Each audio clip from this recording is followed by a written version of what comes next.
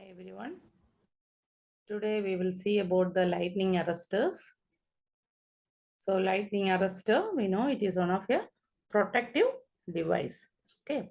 So this protects the structure. Uh, it protects the transmission tower or any power structures from the damage by transmitting the current to the ground. Okay. So since lightning is occurs, it strikes to tends the strike as the highest peak of the object. Okay. So mainly this lightning arrestor, it will be placed in the apex of the tall structure. Okay. Then it will be connected to the ground through a low resistance cables. Okay. So this arresters is not absorbing the lightning. It does not stop lightning. Okay. But what is the main purpose of lightning arrestor? It divert the lightning to the ground. Okay. So surge arresters limit the voltage produced. It limits the voltage produced. It reduces the voltage. Then it is transmitted to the ground.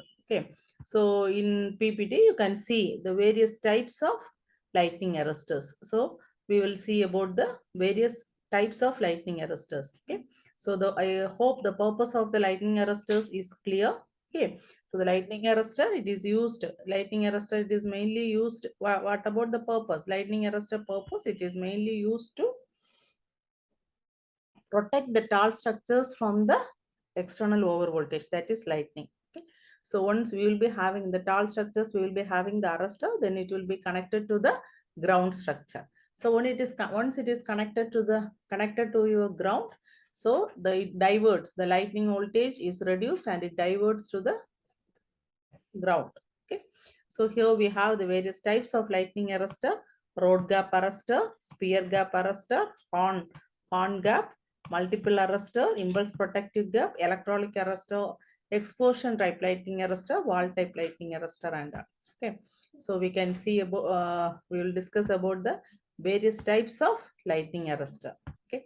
So first let us go to the road gap arrestor. Road gap arrestor or road gap type surge diverter. Okay. So this is one of the simplest form of arrestor. Okay. So here we are having a air gap between the end. So here by seeing the structure itself, which is here, these are the transformer bushing. So here you have the road connected to the line. So here you have the transmission line. Okay. So here you are having the road gap. Okay. So here this is the structure. So this is transformer tank. Okay. So here we have the structure. So here we have the road gap is there. Okay. So this is the gap. So there is a air gap between the two ends. One end of the arrestor is connected to the line. The second end is connected to the ground. Okay. The gap setting of the arrestor should be such that it should break before damage. Okay. When high voltage occurs in the line, what will happen? A spark will occur. In the gap, we will be having the spark. The fault current will be passing through the earth. Okay. So hence what will happen? Hence the equipment will be protected from the damage. Okay. And also here we have one limitation. Okay. What about the limitation of this road gap arrestor? No. Once a spark is occurring, it may happen even at the time of small voltages. Okay. So to avoid this, we are having a current limiting reactor will be mainly connected in series with the road. Okay. So this what will happen? This will limits the current in such a way that it is sufficient to maintain the arc. Okay. So another more difficulty is what it is difficulty to, if it is a high temperature of high temperature which is caused between this arc, so this arc tip end may get damaged. Okay. So this is the limitations of your road gap arrestor. So here you can see, so the gap, this is the standard gap length. If you are having a 33, if you are having a 33 voltage system voltage is there, your road gap is around 225 meter. If it is 66 kV line, it is system voltage, it is 350 millimeter. 132 it is 650, and 275 it is 1000-30. So this is the minimum gap which should be maintained. Okay. So next we will go on to the next type of arrestor. Okay, is it clear? So in road gap arrestor, we will be having the two roads will be there. So in between the two roads, we'll be having the gap will be there. So one will be connected to the transmission, another is connected to the tank. Through here, we'll be having the grounding. Okay. So once high voltage is striking here, through here, it will be spark will occur here, and through here it will be transmitted towards the ground. Okay. So we have seen. Okay. So this is about this is the road. So here you can see it clearly. This is the road which is connected to the earth. Okay. So this is road gap arrestor. So second, we have the spear gap arrestor. Okay. So what about the spear gap arrestor? Here we are having. So there we had the arrestor is in terms of road. Here in devices, the air gap is provided between two different spears. There the air gap is provided between two different roads. Here it is provided provided between two different spears. Okay. One spear, the same, one spear is connected to the line, the other is connected to the ground. The spacing between the two spears will be very small. Okay, and normally you will be having a choking coil which will be inserted between the phase winding of the transformer and spear connected to the line. The gap will be set in such a way that the discharge must not take place under normal operating condition. Okay, so if it is beyond the normal operating condition, you will be having the voltage spark will occur. Okay, so once this voltage spark is occurring, here you can see once the spark is occurring between the gap, it will be connected towards the ground. Okay, so this is the second type of arrestor. Next you have the horn type arrestor. So horn type arrestor you are having this, as you can see here. So this is your transformer tank bushing. So here you can see the structure. Okay, so here this is in shape of a horn. So hence it is termed to be horn type arrestor. So here these two horns are the shaded piece of the metal. Again, it is separated by a small distance. Okay, so the distance between the two electrode in such a way that under normal voltage, the line and the earth, it is insufficient to jump the gap. But when the abnormal voltage is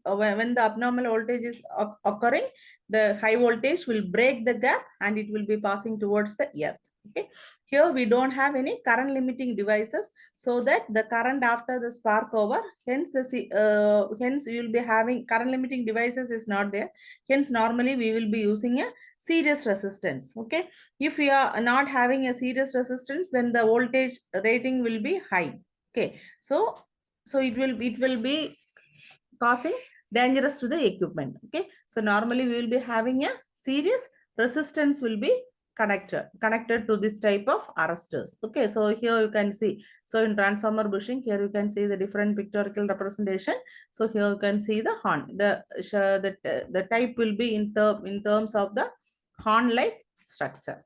Okay, next you are having the multiple gap arrestor. Okay, so here also you can see, so you are having a series of small metal cylinder is insulated from one another and it is separated by a air gap. Here also you are having a current limiting resistor will be provided here. A current limiting resistor is provided in the multiple gap arrestor. Okay, so the multiple gap arrestor, here we are consisting, here it consists in the figure you can see, it consists of a series of small metal cylinder.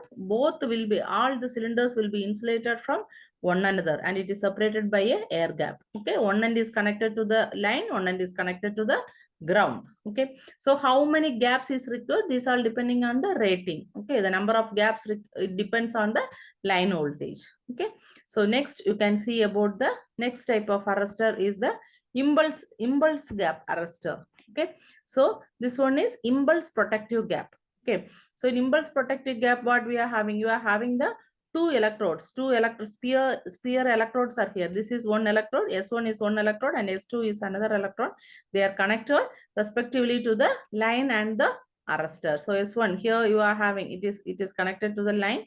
So here it is connected to a electrolyte arrestor. Okay, so this in this one, what about that? It is designed to have, this is low voltage impulse ratio. So even less than 1 and also the arc will be extinguished. Okay, so it is here, as I explained, here we are having the two spear electrode S1 and S2, which are connected respectively to the line and the arrestor. Okay, and we are having, you can see the red color part. Okay, and we are having a this one, and we are having a auxiliary needle. Okay, it is termed to be the axillary needle. It is placed between the midway of the two spheres S1 and S2. Okay, so under normal frequency, the impedance of the capacitance C1 will be quite large as compared to the impedance of the resistor R. Okay, so if C1 and C2 are equal, what will happen? This potential of your axillary electrode will be in midway between the two spheres S1 and S2. Okay, so it have no effect. Okay, so suppose if there is any transient occurs, what will happen? The impedance of this capacitor C1 and the capacitor C2 will be decreasing, isn't it? And the impedance of the resistor will be become now effective. So what will happen? Due to this, the whole voltage will be concentrated in the gap between that needle, red color needle, and the S1. Okay, so if it is this side, okay, so if what will happen? So obviously at the gap, breakdown will occur. Okay, the rest of the length E and S2 will immediately follow. So this is what your impulse protective gap. I hope it is clear.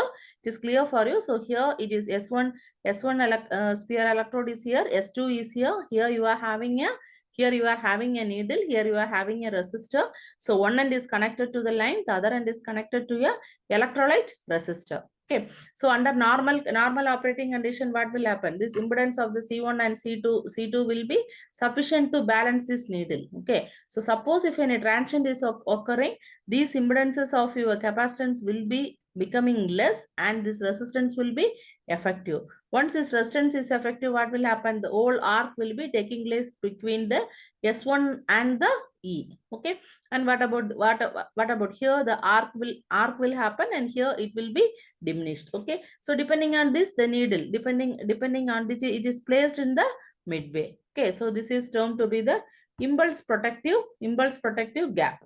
Okay, and next, and I hope the next we have is the electrolyte type arrestor.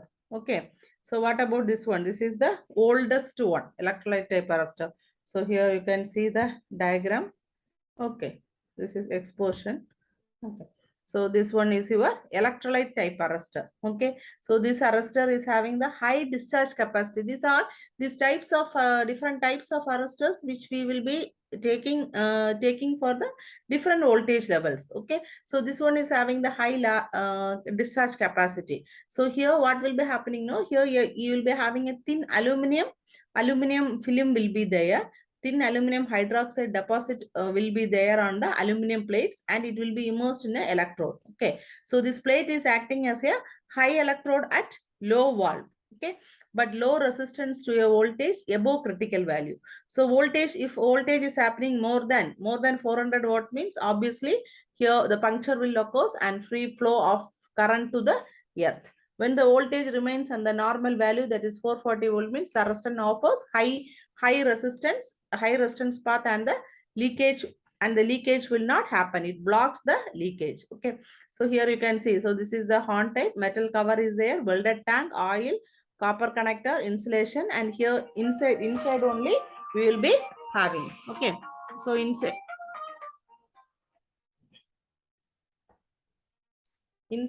we will be having. So this one is of our electrolyte type arrestor. Okay, so this is of our electrolyte type arrestor, and the last one which we have is the this one. This is the valve type arrestor. Okay, valve type, this is the last type. Okay, so exposure, this one is the valve type arrestor. Okay, so in valve type arrestor, these arrestors are also termed to be a non-linear diverter. Okay, and also it consists of a dividend spark. Here it will be having a spark gap. So you can see in the figure itself, you can see you will be having, so here you can see, here you will be having a spark gaps will be there. Okay, and here you are having the line connection. These are the non-linear or high resistors which are connected here. Okay, so this non-linear lower resistance, lower series, a number of series resistance will be connected here. Okay, so here you are having a divided spark gap, and we are having identical spark gaps will be connected in series. Okay, so each of them will be having a 2 electrodes with pre-ionization device. Okay, so between each element, we will be having a grading resistor of high ohmic value will be connected in parallel. So normal voltage variations, there will not be any spark over between the gaps. But when there is a rapid voltage or when a transient occurs, what will happen? The potential is no longer evenly graded across the series gap. The influence of unbalancing capacitance between the spark gaps and their ground will prevails the grounded resistance. So what will happen? Obviously, the impulse voltage will be concentrated at the upper spark, which will spark over causes to the complete arrestor. So once a spark has been initiated here, once the spark is initiated in the upper gap, normally it will be connected to a series of set of through the series of set of resistances. It will be transferred to the ground. Okay, so these are the types of arrestors which we have seen. Okay, different types of lightning arrestors are different types of surge diverters which are being used in practice. Okay, so thank you all. Until then, goodbye.